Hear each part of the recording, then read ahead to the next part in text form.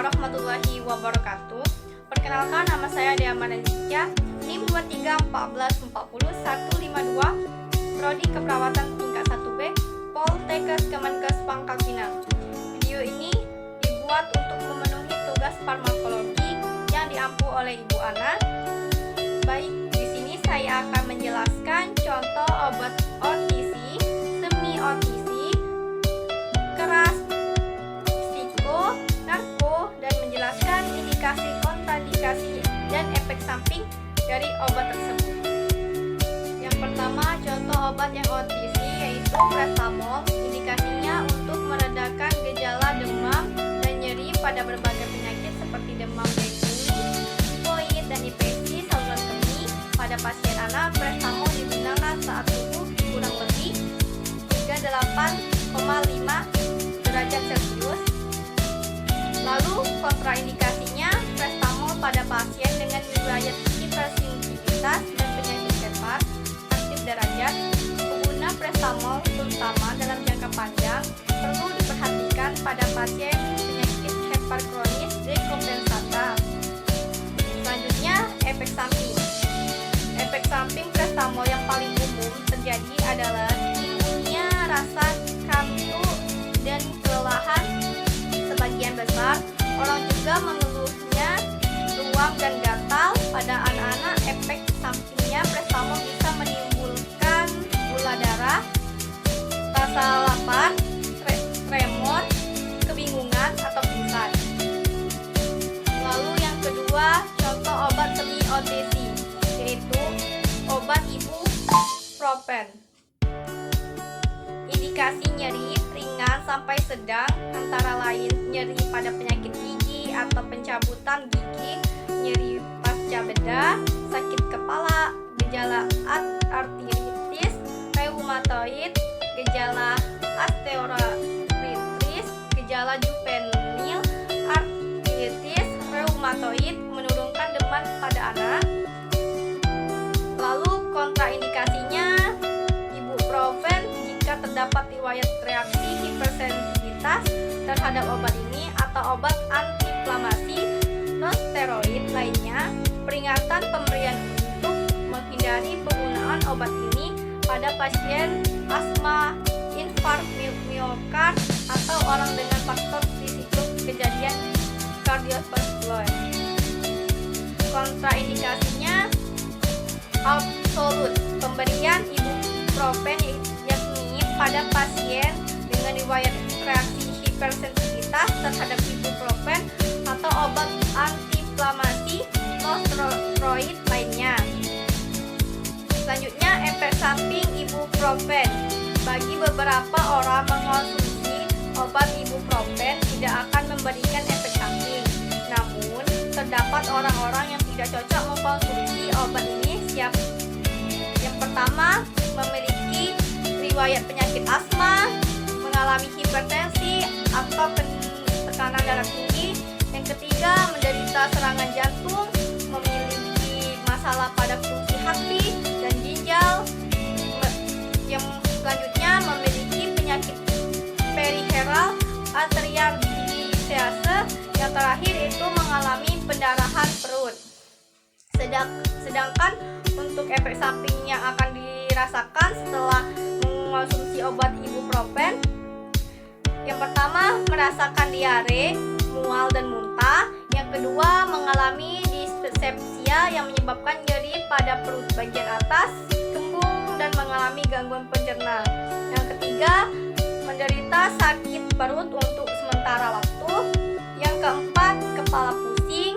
Yang kelima, leher terasa kaku. Yang keenam, tekanan darah tinggi. Yang ketujuh, mengalami penumpukan cairan pada tubuh atau edema. Yang kedelapan, gejala asma yang memburuk. Lalu yang kedelapan, muntah darah untuk efek samping parah. Bagi wanita, minum ibuprofen dalam jangka waktu lama akan mempengaruhi kesuburannya. Namun, masalah tersebut akan berhenti apabila konsumsi ibuprofen dihentikan. Yang ketiga, contoh obat keras yaitu Colgate. Indikasi umum, obat ini digunakan untuk meredakan gejala flu seperti sakit kepala, demam, bersin-bersin, dan hidung bersumbat. Kontraindikasi, tidak boleh diberikan pada penderita yang peka terhadap obat simpatomimetik, penderita tekanan darah tinggi, berat, dan orang yang sedang terapi antidepresan atau MAOI. Efek sampingnya mengantuk, gangguan pencernaan, mulut kering, palpitasi, psikomotor, takikardia, aritmia, dan retensi urin. Yang keempat, contoh obat psikotropika ialah obat Ritalin. Indikasi dari obat Ritalin, metilpenidat yang dijual dengan merek dagang Ritalin, konkret, dan sebagainya merupakan terapi stimulan sistem saraf pusat yang digunakan untuk mengobati gangguan permusatan, perhatian dan hiperaktivitas, dan yang lebih jarang narkolepsi. Obat ini merupakan terapi linil pertama untuk mengobati ADHD.